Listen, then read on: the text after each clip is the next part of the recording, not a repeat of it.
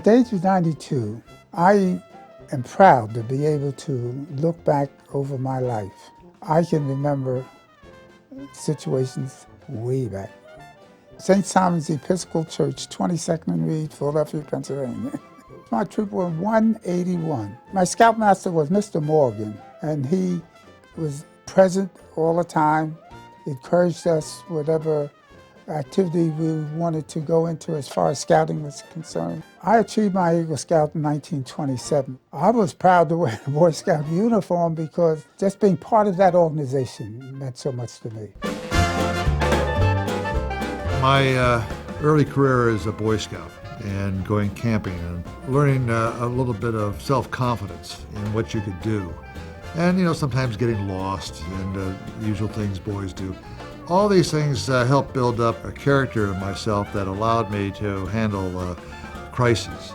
And that's exactly what Apollo 13 was. And, I think the character that you learn in scouting, working together, being honest with each other, being close-knit together, and depending on one another on our camping trips and doing things.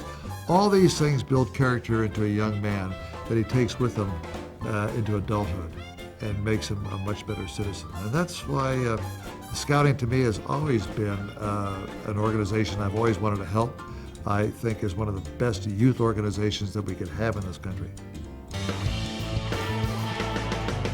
Scouting is a kind of program that once you're infected with it, you can't get away from it. One of the most remarkable things about this program particularly is the more you give, time-wise, resource-wise, the more you get, the more pleasure you get. There is nothing better for me than seeing kids I've worked with 8 or 9 years graduate from college, get jobs, and I know that there was an impact there.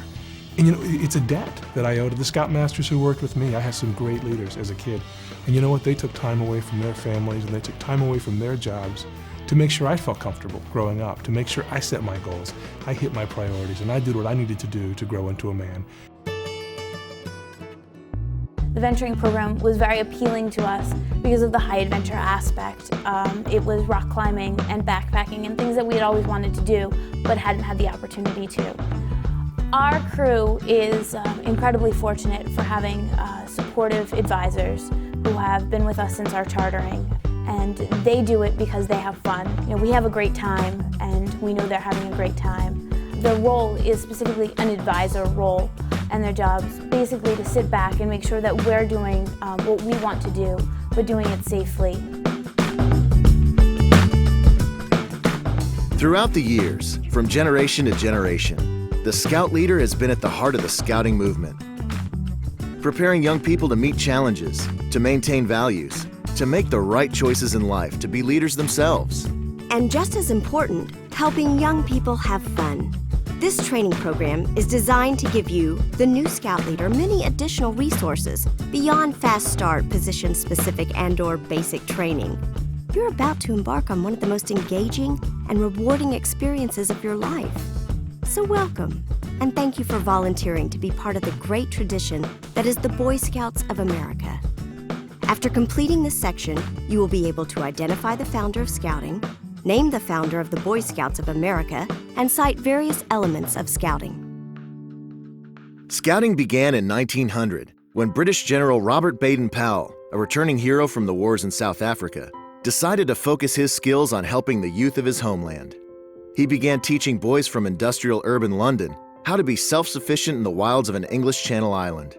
He saw Scouting as a way for young people to learn from nature and in the process, build self-confidence and strengthen character.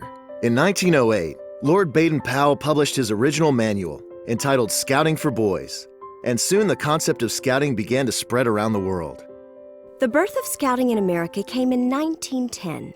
William D. Boyce, an American businessman visiting London, was lost in the fog and aided by a scout who refused a tip. Scouting came to America as a result of this unknown scout and his good turn. Boyce decided the program was ideal for America to develop the kind of citizens needed in the decades ahead. And he was right. Scouting was a perfect fit for our growing, aspiring nation. On February 8, 1910, the Boy Scouts of America was officially incorporated in the District of Columbia. And by 1912, Boy Scout troops had been organized in every state. As America was becoming an industrial giant, Boy Scouts served energetically on the home front, selling bonds and stamps, growing food in Boy Scout gardens, collecting peach pits for gas mask filters, and locating walnut trees for rifle stocks. 20 years later, in World War II, Scouts did their part back home with scrap drives and poster campaigns. Over the course of the first half of the 20th century, the Boy Scouts of America won the hearts of millions of Americans and secured their place as a vital American institution. From the beginning, the founders of the BSA took Baden-Powell's philosophy and made it America's program for boys. The first American Scouting guidebook, Handbook for Boys, is one of the best-selling books in history. The founders also created a program of ranks and merit badges to recognize the effort and dedication of Scouts. Merit badges are based on vocational and avocational interests, and advancement is earned as a Scout learns new skills. This has instilled an enduring culture of achievement for the Boy Scouts. The ranks a Scout earns build upon one another, the lessons of one rank used in the next. The Scout's skill and knowledge grow and grow, and with effort and determination, he can achieve Boy Scouting's highest honor, and to this day, a recognized symbol of outstanding character, the eagle. Another BSA tradition is to gather every few years for a national jamboree in celebration of the ideals of Scouting. And every 4 years, Scouts from around the globe come together for the World Jamboree. Scouting has evolved through the years to keep pace with the changing America, but our mission, vision, and values remain constant. The mission of the Boy Scouts of America is to prepare young people to make ethical and moral choices over their lifetimes by instilling in them the values of the Scout Oath and Scout Law. On my honor, I will do my best to do my duty to God and my country and to obey the Scout Law, to help other people at all times, and to keep myself physically strong, mentally awake, and morally straight. I, John Crawford, promise to do my best, to do my duty, to God and my country, to help other people, and to obey the law of the pack. As a venturer, I promise to do my duty to God and help strengthen America, to help others, and to seek truth, fairness, and adventure in our world. And when a Boy Scout memorizes the Scout Law, these qualities remain with him for a lifetime. A Scout is trustworthy, loyal, helpful, friendly, courteous, kind, obedient, cheerful, thrifty, brave, clean, and reverent. The traditions of Scouting were built by volunteers, and they are sustained through the time, energy, and commitment of adults like you. You make the mission, vision, and values of Scouting come alive for young people in your community. There's nothing more rewarding than seeing young men and women you lead develop skills, self-confidence, and strength of character. But talk to any Scout leader and you'll soon find that the Scouting experience benefits the leader as much as the Scout.